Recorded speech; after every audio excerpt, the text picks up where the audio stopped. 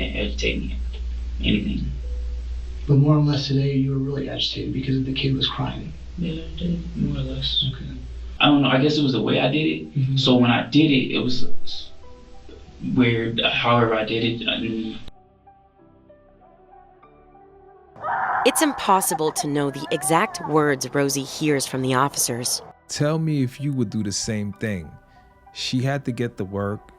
She has a 2-year-old, beautiful little Trinity. She didn't have anyone to watch Trinity, so she ended up leaving her with her boyfriend, whom she did not trust. Oh, love. When Rosie enters their room, she sees Trinity on the bed and assumes she's taking an afternoon nap. They proceeded to have a conversation where he's saying how frustrated he was and how difficult Trinity is. And they're going through this, whole conversation. And she's saying, I'll put her in daycare and so forth. At some point during their conversation, Rosie checks on Trinity. She realizes her daughter is unconscious and unresponsive. Even if she wasn't thinking something was wrong with Trinity, you still want to reach over and just see your baby. You know what I'm saying? I could only imagine what a mother is thinking, because me as a father, I want to reach over, see my baby, you know? Yes, my baby. Oh my God, baby. Tell him what happened. Okay, so basically I ended up giving her melatonin to go to sleep. No, babe, what did you do?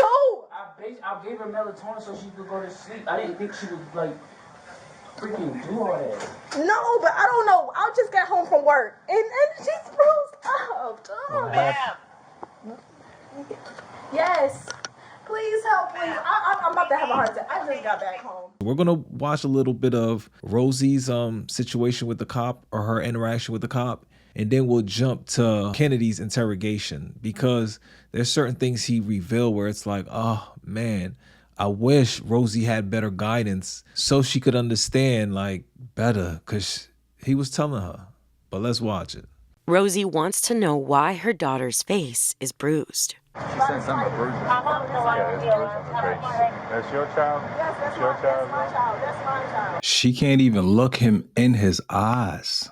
Notice she does not look at him. What about him? Is he the dad? He's not the dad? Even when she say no, he is not the baby's father, she can't even look at him. Why would you be able to look at him?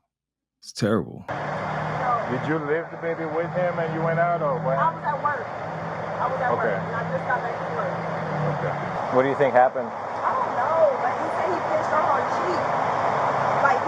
Does he do that usually?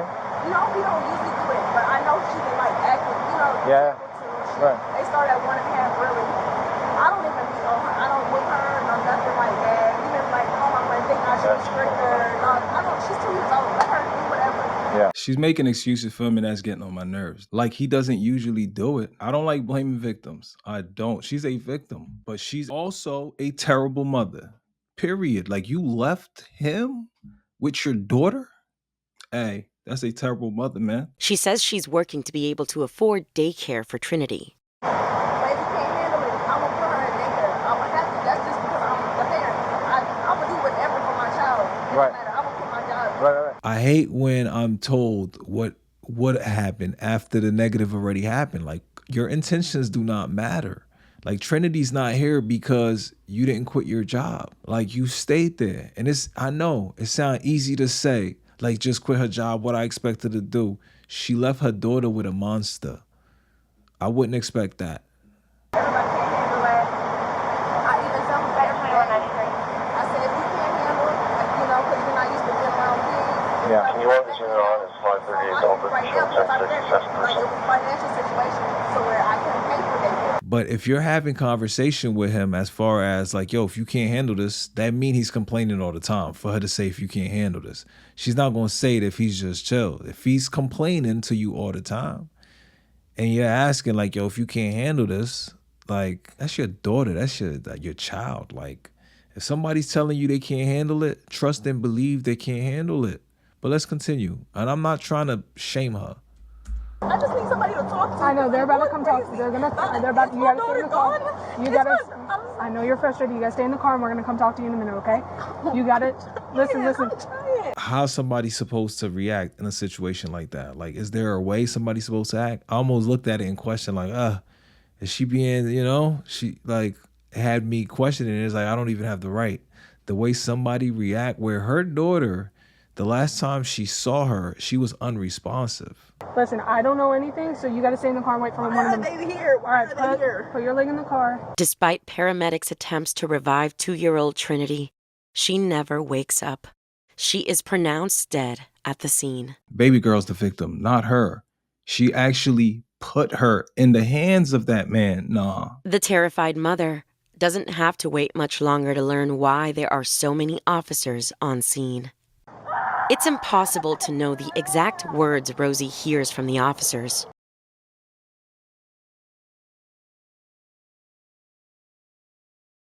My name is Detective Blackburn. This is Corporal Weber. We work with the Neglectful Police Department. I'm just going to grab some basic information from you, okay? Kennedy tells the officers that he and Rosie met on social media 6 months ago and has since started living together. I'm guessing Rosie thinks being homeless is more dangerous than living with a ticking time bomb. Now, when you guys were living there, was Trinity living with you guys? Mm. Okay. Did you guys have your own room? No. Where did you guys sleep at? Together. Wait, where in the apartment? In my room? Huh? In my room? Yeah, so you guys had your own bedroom then? Mm-hmm. Okay. And where did Trinity sleep at? In the bed. With you guys? Okay. I know there's some of y'all thinking like, wait, they met off the internet. She known him for 6 months and she already have her baby sleeping on the bed with a man she's only known for 6 months. I know to some of y'all that sound ridiculous. The single mothers I messed with in the past who had kids, you could tell which one was responsible and you could tell who wasn't. More of them weren't responsible. Like 9 out of 10 weren't responsible. Not 9 out of 10. 7 out of 10 weren't responsible. Like they just weren't. They didn't understand. Like we just met. I barely know your name. Like I can't remember it. I'm calling you the wrong name. And we're already in your room with your child in the crib. And you're sleeping with me. You're doing things to me. And it's like, your child's right there. You're just telling your child, go to sleep, go to sleep. Like, baby. That's terrible on me. Oh, don't get it twisted. I know that's crazy on me for multiple reasons. First off, the nerves of you to do that to somebody's family, I'm already being an idiot because for the baby to be that young, for the babies to have been that young, that mean I'm in between something. You know what I mean? And I wasn't thinking like that. But with her, it's like you have me there and your child. Let's say I was on an E pill, like when I used to pop pills. Like if I was angry before I took that pill and your child's getting on my nerve, it's not going to be difficult to hurt your child. So it's like, why put your child in that situation? So some people may think about it like 6 months and she already have her daughter on the bed with him. Like, I get it. That's crazy. Like, I don't understand that. Yeah, your daughter's only 2 years old. That's even worse almost. It's like, what if this is a pedo and he's getting pleasure sleeping into like 6 months? That's not enough time to know anything. So what time did she leave today for work? She left around like 11. 11? She had to be there about 11, so she left around like 11. Okay. So when she left, kind of just walk me through the day. What did you guys do in the room? Well, from the moment she left, it was pretty just normal. I played my game. She's on her tablet or doing whatever she does, but like I told Rose, she just has this thing where she'll flip out and start just doing the most, so she just always does the most, and that's pretty much it. Okay, so Kennedy explains how Trinity exhibits typical 2-year-old behavior when he's with her. her flipping out, like just misbehaving. Mm-hmm. Yes. Like anything Like, you can imagine. From, I don't know, like explain it to me. spilling What did she do today? juice, What did she do today? knocking things over, Okay. just screaming, hollering, just type of stuff like that. According to UNICEF Parenting, it's normal for a child to grow more independent and begin pushing boundaries at 2 years of age. Some people might call this phase the terrible twos. It's just normal Yeah. kid stuff, really. But terrible too, I guess, as they say, she was saying. And does she do that with Rosie's when Rosie's in the room? Mm-hmm. Okay. Now, does Rosie allow that to happen? Yeah. Does Rosie discipline her? Like spank her on the butt or anything like that? Not really. No? Okay. Not really. Does she allow you to do that? No. No. Have you done that in the past? To her? Yeah. Like if she's misbehaving? Yeah. Yeah. Like what do you do? Normally, like before, like at first, I just like it might be like I might pop her. And how do you pop her? Describe that to me. Like that, like it's like a pop, just same thing about pop her. Mm-hmm. He mentions that he's always complaining to Rosie about Trinity, and that's been since day one. Just crying, kicking stuff over, spilling juice, doing stuff like that. Mm-hmm. So you got pretty agitated today, huh? Yeah. I guess I saw the text message. I saw the text messages that you sent. Mm-hmm. I mean, is it just today that she was just It's not terrible twos kind of just kicked in? Like it's every day. yeah. I mean, you just tired since of it? I met her. Yeah. Since I met. So far, both Rosie and the investigators believe that Kennedy likely feels exhausted and overwhelmed by the responsibility of caring for the little girl. As I told Rose, I said, it started from her just screaming and spilling her juice and just spilling it everywhere, like doing it on purpose and doing things like I said, kick the lamp over, or she might just spilling juice and screaming. If someone who has access to your child is complaining about your child, do not ever leave that person alone with your child. Hit the like button if you agree. I mean, these text messages you have never sent in the past before. So why did it bother you today? What do you mean? Well, I mean, you were pretty much venting to her. Yeah, I was venting to her. Well, I mean, I didn't see those in the previous messages. I didn't say in the text messages. I just always vent to her. Based on Kennedy's text messages with Rosie, investigators believe he was angry while babysitting Trinity. So there's some other markings to the baby's face. Yeah, she hit her head earlier today, and that was also my fault because I don't mind seeing it like when she walked out and I had put her on the bed. Her head hit the headboard. You're mumbling. Can you? Her head hit the headboard, basically. So when did that happen? That was right before she left. Right before she left. Who left? Rose. Okay.